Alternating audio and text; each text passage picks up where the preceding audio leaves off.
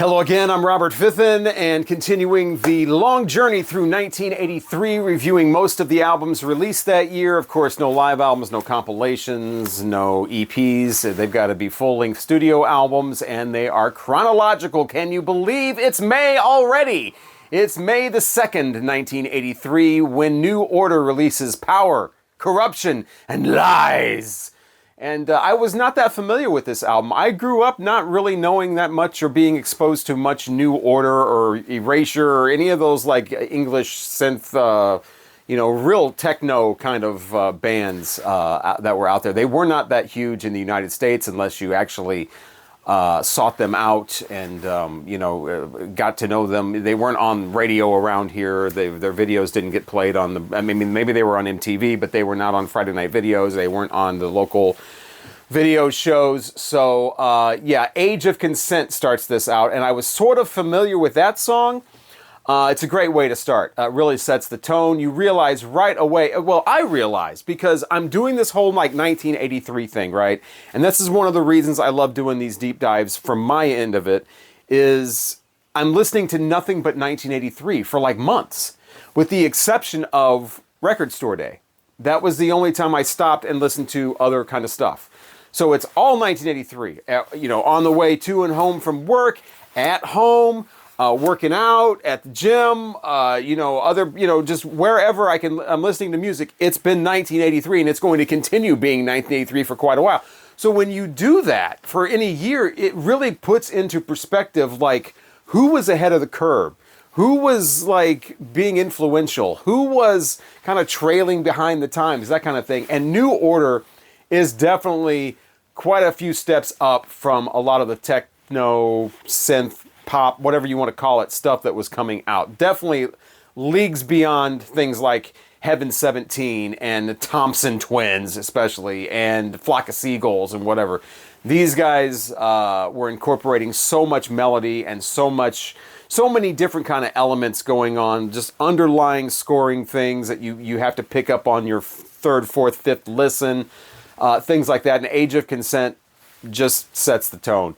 So after that, there's a track called We All Stand, keeps it in the same realm. But strangely enough, and I can't quite pinpoint why, I think it's the vocal arrangement, the vocal style in this. It reminds me of The Doors. I'm listening to this again, and I'm like, I can't quite pinpoint. It doesn't sound like The Doors music, obviously. It's nothing, but there's just something about it that reminds me of The Doors. I think it's the repeating certain lyrics or whatever, the way that he does it. Bernard does it. It just reminds me of The Doors. The Village has a guitar in it that's kind of like The Cure, but I think this would be, no, The Cure would be first, because they do that kind of in a forest and whatever, 81, 82. So yeah, it reminds me of kind of The Cure. So they've got that kind of era going on there where that's the kind of moody kind of guitar going on. Foghat, believe it or not, and I will mention that towards the end of this video, has an album that starts off with that guitar as well. Yes, Foghat. But I digress. The song 586 is after that. Now that sounds more like what I was expecting to hear from a New Order album from a, UK techno band from 1983. That's what I was expecting to hear, it to sound like. And finally you get to that sound. It's a little more of the mainstream, I guess, kind of techno club synth kind of sound. It's a little more in a pop kind of arena, especially where the percussion is concerned. Did I say 584? I think it's 586, actually.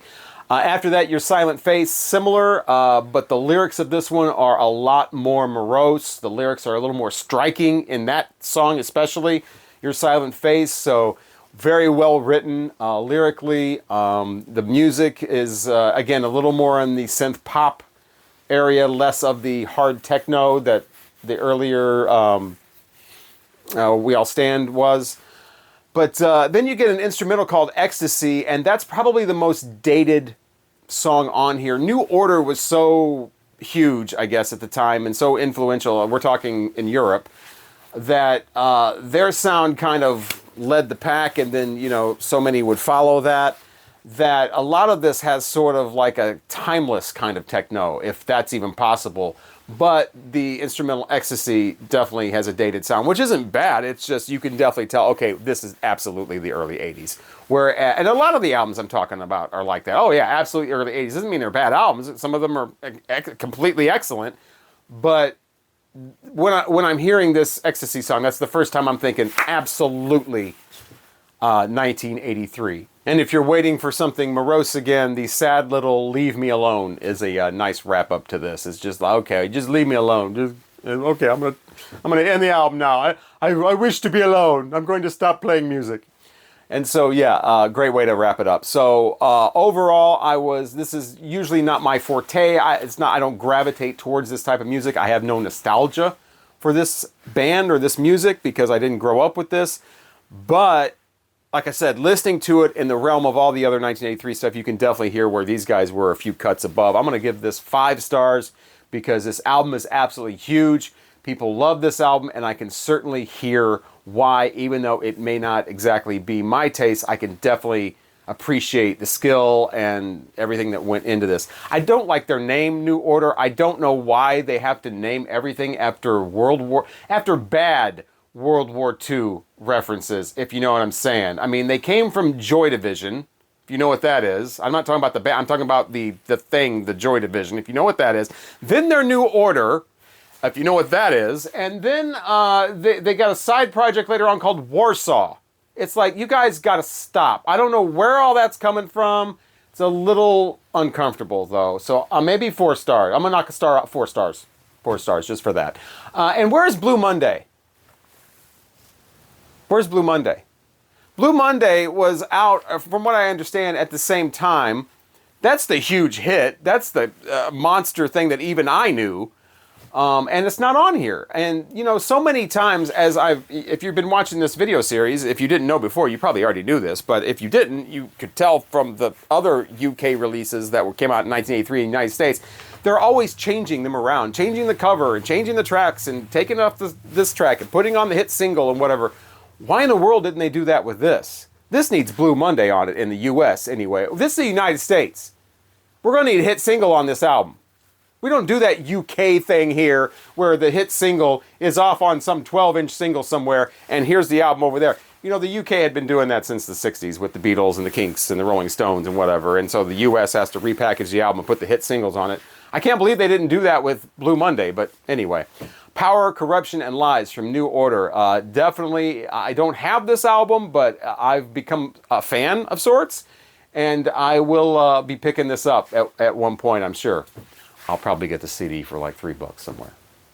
So on the second day of May 1983, the band The Angels released their album called Watch the Red. The Angels are a band from Adelaide in the southern part of Australia. And even though they're really not well known here in the United States at all, they do have an American name. They're called Angel City here because, you know, we don't want people confusing an 80s and late 70s hard rock band with the Girls Who Did My Boyfriend's Back. You'd certainly get that confused, so let's call them Angel City. But anyway, Watch the Red is the album, and these guys are competent rockers. They've been doing it for a while at this point. They know how to, they got the chops, right? They're just not really doing a lot with it. It's basic, you know, 4 on the floor hard rock and a little bit of AC/DC sound mixed in with a little bit of a sound like the Cult at times. Lead singer, stick to the hard rock stuff. Don't do the ballads. There's a couple of ballads on here where that lead vocalist is not, it's not for me. The lead vocals on the ballads, not for me. But there's some decent tracks on here, but there's nothing that's like, wow, you know, a lot of it just sounds like something that would be in like a, you know, like an action movie or something where you just need a rock song and the bars playing in the band or whatever. I will say that it's recorded really well, and I've said this about a few songs, or about a few albums. Drums are great. I love the sound of the drums on here. I made a big long 3-part trilogy about Australian music. This was probably like 2 years ago, so you can check out that video if you're interested. But one of the things I mentioned in there is that Australia just seems to be in its own, they have their own thing going on. They don't follow a lot of the trends that were going on in the US and the UK. Like this band especially, you could not listen to this. I don't think most people could listen to this and say this is from 1983. This could be from 1979, could be from 1986, could be from 1990. The drums on this, though, are just so pure and just they're recorded so well. It is awesome to listen to. But as far as the the music and the songs themselves, they're okay. Some of them, they're not really super memorable. I really like it when it gets towards the end, and there's this great rock tune called "Is That You?" That just just blasts out, and they keep it's just searing the speakers. I cranked that up like 4 times in a row. You got to wait till the whole end of the album to get to that, though, and there's a lot of just kind of, it's all right, this is okay, this is pretty good, this not so much, don't do ballads, guys. And a friggin' saxophone keeps showing up. Saxophone, I'm always talking like negatively about saxophones. It's really how they're used and what songs they're used in. Like if you're Glenn Fry and you're talking about, you belong to this, that's fine. That belongs there. I don't think a saxophone necessarily belongs with this type of music. I'm not into it. Don't put a saxophone with this, but it's there. It's only in a few songs though, so it doesn't like start grating on your nerves and you're like, oh my God, I got to shut this off. So yeah, I listened to this about 3 times all the way through, and in that final song, the Is That You? I listened to that a few more times. Overall, I'm going to give it 3 stars. Maybe I'd like to hear some more from the Angels, maybe some of their earlier stuff.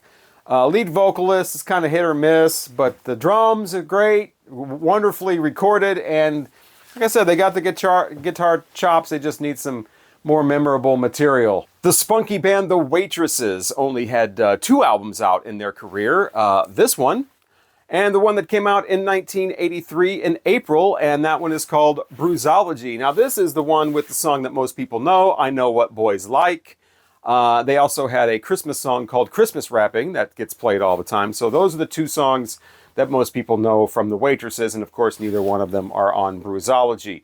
The Waitresses, they're a fun, upbeat, energetic group, perfect for the early 80s. They are led by a very, gutsy kind of in-your-face kind of out there kind of female lead, Patty Donahue.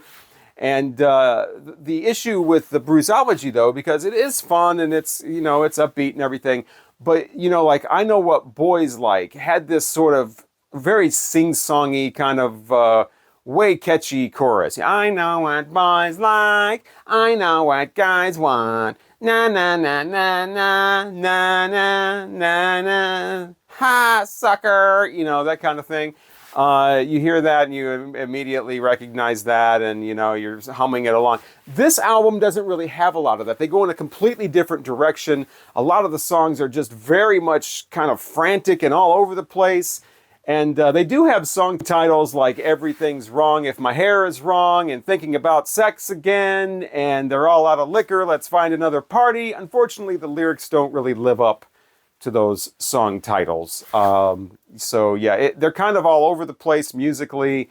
Nothing really catchy or hooky or poppy. And that goddamn saxophone is in every song. So can we just take that saxophone out of just a couple songs? That'd be great. So it actually kind of sounds like a little bit jazzy in some places because it's just kind of like very unconventional pop music. But it is very, very early 80s. This kind of sounds like the stuff that would be like in an early 80s movie soundtrack. Everybody's having fun. You want the quirky, goofy band, and that's what you get with the Waitresses' second album. But nothing that really strikes out and hits.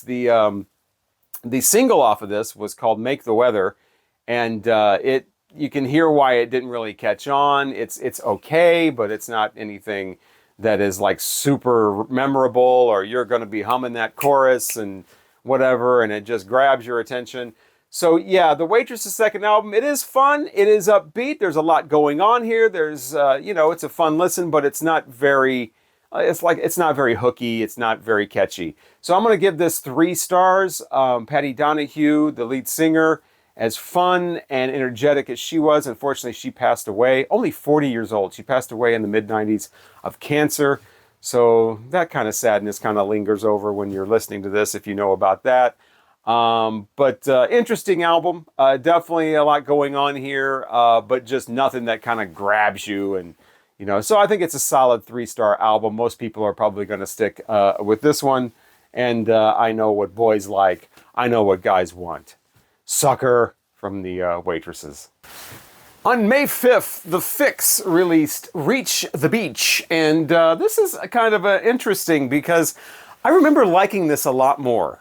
I listened to this again, of course, as I'm listening to all of the, no matter how many times I've heard the albums, I'm listening to them again for this video series.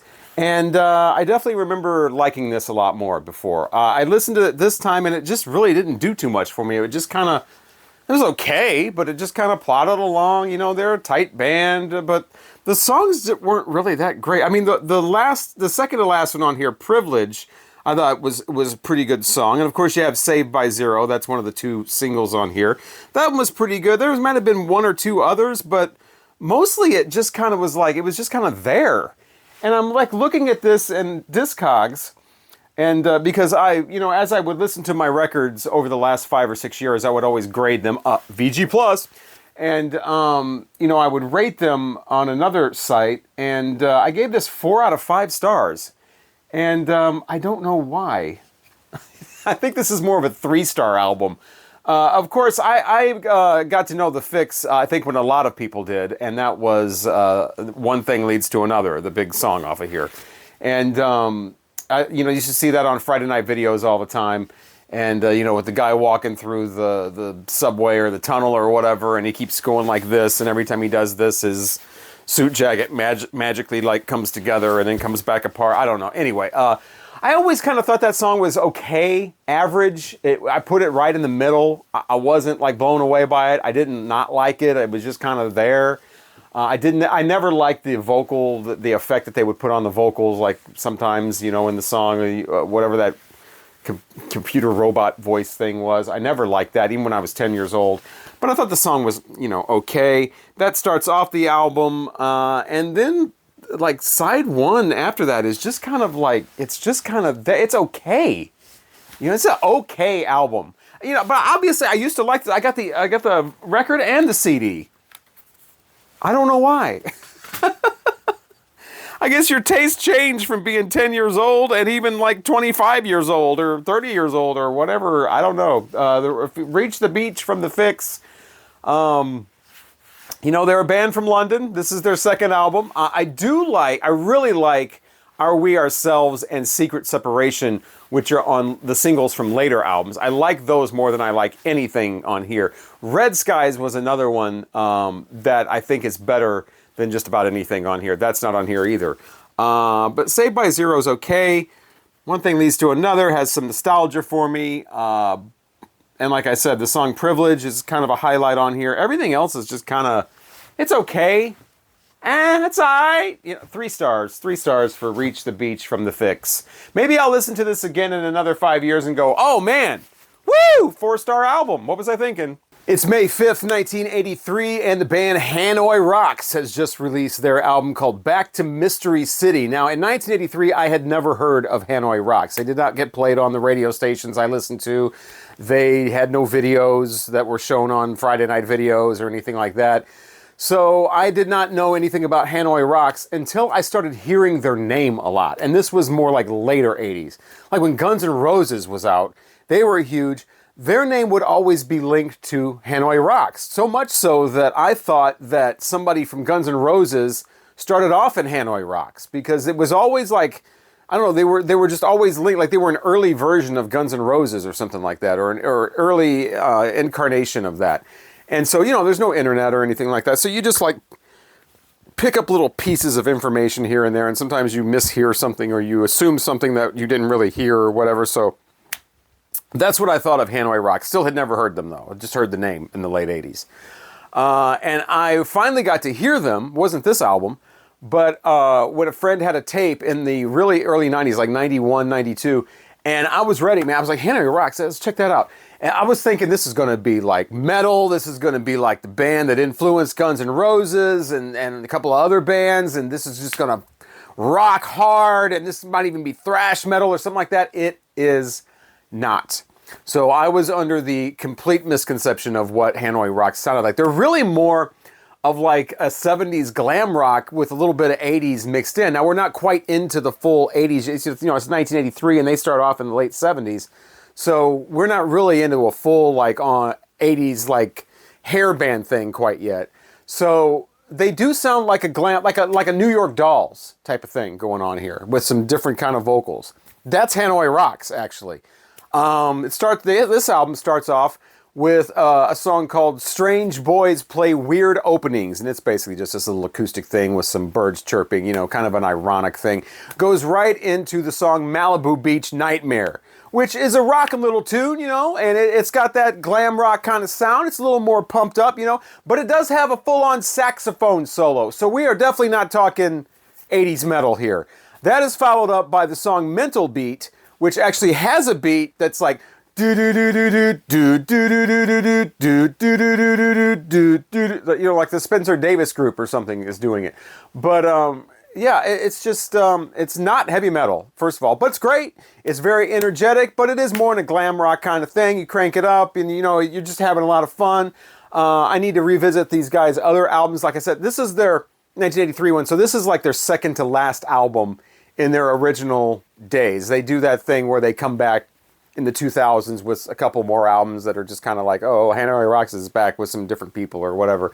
But this is, you know, for their first era, this is the second to last album. So I need to revisit some of their earlier stuff. But this is some fun stuff on here. I'm glad I got a chance to revisit this one. I wasn't familiar with Back to Mystery City. And just when you think, okay, I'm into the glam rock thing, I get where these guys are coming from. Side 2, they go even more into like kind of a power pop sound with a track that's hilarious called Lick Summer Love. I mean, you definitely got to, you know what that's about. What, you know, it's just kind of like, I don't know, it's a little, you know, a little out there. But Lick Summer Love, that's the title. That's a little more power pop. Song after that, same thing. Beating gets faster. You know, it's some power pop, you know, a little cranked up. You get the Summer Love after that, you know. And, you know, it's a power pop, but a little more of a crank and rock feel to it. And so that's Hanoi Rocks. So if that sounds like something you might be into and you never actually heard Hanoi Rocks and just heard about them, check out this album. You might be a little surprised about how it's not quite in-your-face heavy metal. It's a little more melodic kind of power pop on side 2, a little more of the 70s glam, New York Dolls kind of Mott the Hoople type of thing going on side 1. Actually, a couple guys from Mott the Hoople have joined the band at this point. So, yeah, Hanoi Rocks, Back to Mystery City. 3.5, 4 stars. Since I got that legendary status, I'm going to give it 4 stars. It is May 10th, 1983, and Ministry has released their debut album called With Sympathy. And if you're not familiar at all with this album, but you're familiar with Ministry, it might surprise, well, this is definitely going to surprise you, the sound of this. This is synth pop, is what this is. And it sounds nothing like albums that would come later, like Psalm 69. It wouldn't sound anything like the next album, In the Land of Rape and Honey. This, I think, is where Ministry begins for a lot of people, but With Sympathy was actually their first album. You've got Al Jorgensen with kind of a different lineup here, but this is definitely synth pop. Now, it does start off with I'm Not an Effigy and Revenge. The first 2 songs kind of more sound a little more like goth, you know, synth. You know, it does have some, you know, kind of foreboding undertones, some lower keys going on here, some kind of a eerie kind of feeling. You know, you can see people with the black fingernail polish and the crosses and the trench coats listening to this. In 1983, they did start off doing some 12-inch singles on the Wax Trax label in Chicago, and the first 2 songs definitely sound more in that vein. So you might not be as surprised by those. You can kind of hear, you know, maybe you know, kind of the origins of where Ministry is going to go in the future.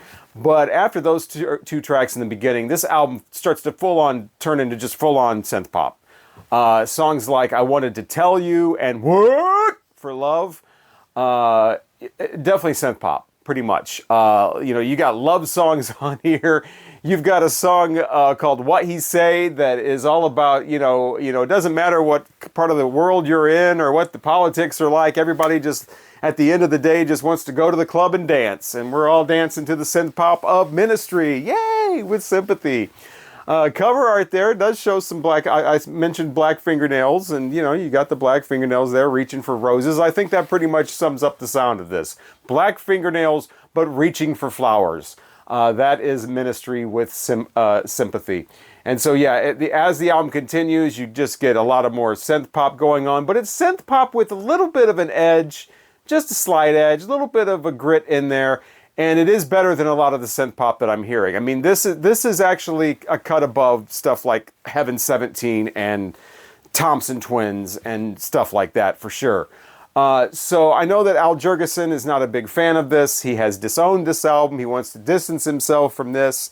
And, you know, you got a brand to protect. I totally understand that. But I still think this is a pretty decent album, especially when you're putting it through the lens of 1983.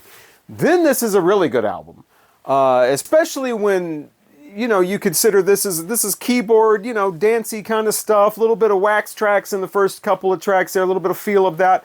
But, you know, it is a little bit ahead of the pack when it comes to strictly 1983. And again, that is how I'm rating all of these albums. I'm pretending there are no other albums that exist, and I'm just focused on 1983 with my 1 to 5 ratings. And I'm going to give this 4 stars. Like I said, I know that Al Jurgensen and a lot of Ministry fans do not like this album. I totally get why, but I'm pretending there are no other Ministry albums as far as this rating goes. And if you want to check this out, and you're a big Ministry fan like I am, you love Psalm 69, you know, Mind is a Terrible Thing to Taste, all of that, and that's what you're expecting, you are going to be sorely disappointed. So do not expect any kind of hard industrial 90s kind of stuff. That is not what this is about at all. So Ministry with Sympathy. It's also, I want to comment too, Al Jurgensen and some of these singing with a British effect on his voice. He was from Chicago, so he doesn't really talk like that. So that's kind of like, yeah, I'm not big into fake accents and stuff like that. I'm not into Green Day and we're gonna pretend we're from somewhere that we're not. So you got to knock a couple points off for that. But I still think, as far as the music and the whole mood of this for 1983, yes, he was born in Cuba, but he moved to Chicago when he was like 3 years old. Stop. 4 stars for with Sympathy from Ministry. On May 11th, Foghat released the album Zigzag Walk. Okay? Are you with Foghat? And if you put on this album and you have no idea that this is Foghat, and you hear that very first song called That's What Love Can Do, you would think that this is like The Cure or something. I mean, it has that Cure, like early 80s guitar sound, but as soon as the vocals come in, the song kind of changes, goes into a little more of a rockabilly thing. But I swear, this does not sound like a Foghat album. If you're expecting something like, you know, Slow Ride or Fool for the City or Just Want to Make Love to You or Honey Hush or one of those, you know, Chateau Lafite Boogie or whatever, you're not going to find it here. This is basic rockabilly kind of stuff. This is kind of like 80s rockabilly, like something like Nick Lowe would do, or maybe like the Greg Kihn Band. They kind of sound like that. There's a few covers on here that really just make it sound like, hey, these guys are just having some fun. You know, they're playing the It'll Be Me, you know, it'll be me, and I'll be looking for you, you know, that kind of thing. Choo Choo Chaboogie, like suddenly they're asleep at the wheel or something. That band, I mean, they're doing like Texas rockabilly kind of stuff on here. It's all rockabilly based, and some of it has more of an 80s kind of twist to it. Some of it goes more into like a pub rock kind of thing. But none of it sounds like classic AOR, you know, Foghat, Fool for the City. None of it. So I'm not really sure what to do with this album, because it's not bad. It's fun. It's upbeat. These guys are obviously having a blast. Some of it sounds pretty good. I mean, they're Foghat, so they know what they're doing. They're playing their stuff. I mean, they're a tight band. They've been rocking out stadiums for, you know, or at least, you know, big arenas for, you know, years now. I think when this came out, it didn't do much. I don't recognize the cover of this. I don't really see this album anywhere. It definitely, I don't think, had any...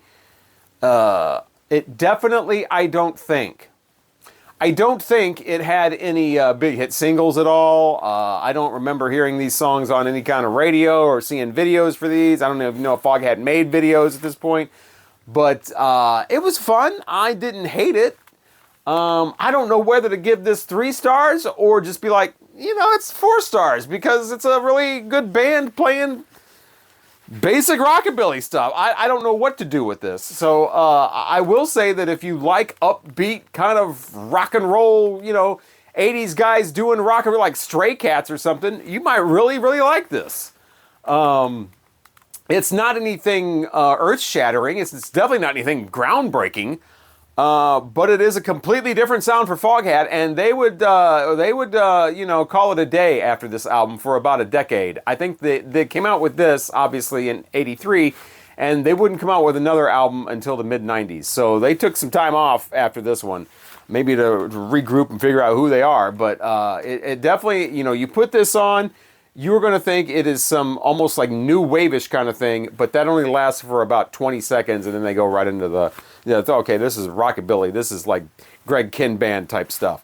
So, I don't know what to do with this. It's either 3 or 4 stars. I guess it depends on how much you like this type of thing. But it is definitely a band, they're just putting out, we're not going to try to reinvent the wheel here. We're just going to throw out some stuff. Maybe they're doing a tribute to the kind of music they grew up on, like Billy Joel with An Innocent Man or something, which will obviously be discussed later.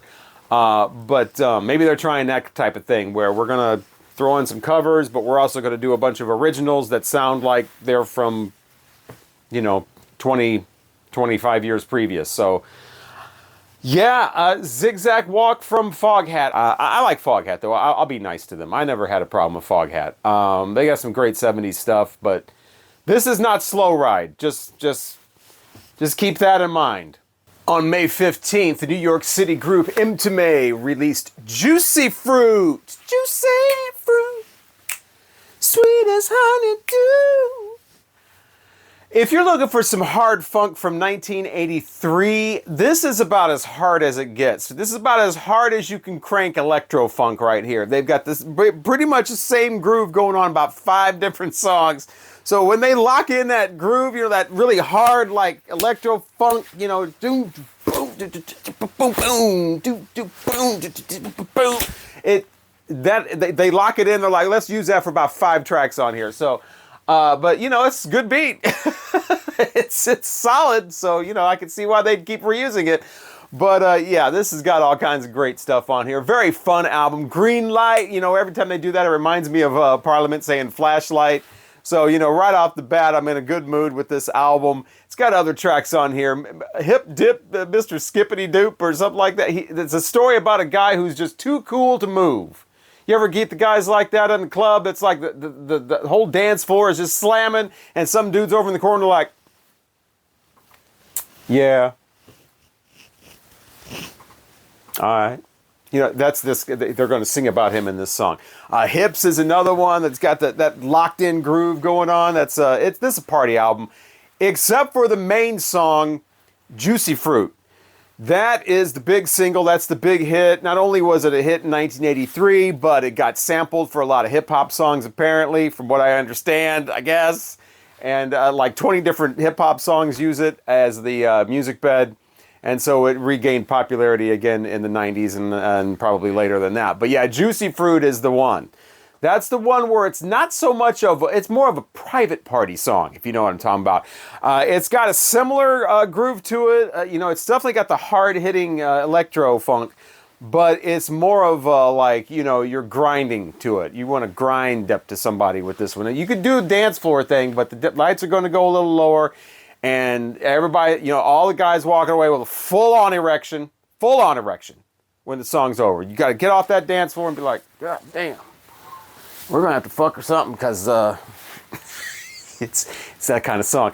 So Juicy Fruit, man, that's what this album's all about. But it's also got a lot of fun stuff, a little more of a, I wouldn't say lighthearted, but a little more of a lighter mood, a little more of a fun kind of thing going on. But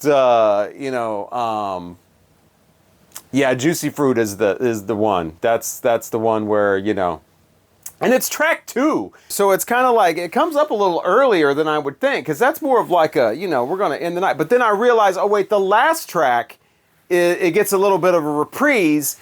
It's Juicy Fruit, the After 6 mix, and I I thought we were already after 6. This sounds like 11 o'clock midnight type music, but maybe my clock is different than other people's. But yeah, you're going to have fuck again, basically, is what's going on here with the after 6 mix. And of course, this was, this is for people who are in their prime. You can fuck like maybe 4 or 5 times in one night. And so, yeah, this is not people who are past that point in their sexual career. This is one of those albums that demands a lot from its audience.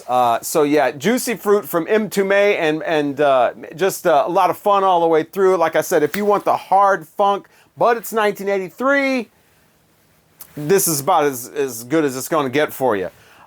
So yeah, Mtume, and by the way, that is how you say that. It's not Mtume or something like. It's Mtume, and that's the last name of James Mtume, one of the lead guys here. And but Tawatha Agee or Aggie, whatever how you say her last name, she is the star of this. She's a female vocal, and man, she soars. Her voice goes perfect with this music. 4 stars. Crank this up when it's party time. Maybe you just want to sit back and just at least reminisce about those days, getting so hard on the dance floor that you'd wake up the next day with a bruise on your thigh. But yeah, check it out. Mtume and Juicy Fruit. May 15th, 1983 was the day it came out. So yeah, we're continuing May 1983. In the next video, I'll talk about albums from Iron Maiden, the band called Magnum, also Little River Band, Uriah Heep, and Peter Tosh, and more. Thank you so much for watching this one and continuing the journey of albums of 1983 chronologically. I'm Robert Fitton, and hopefully I'll talk to you again in the next one.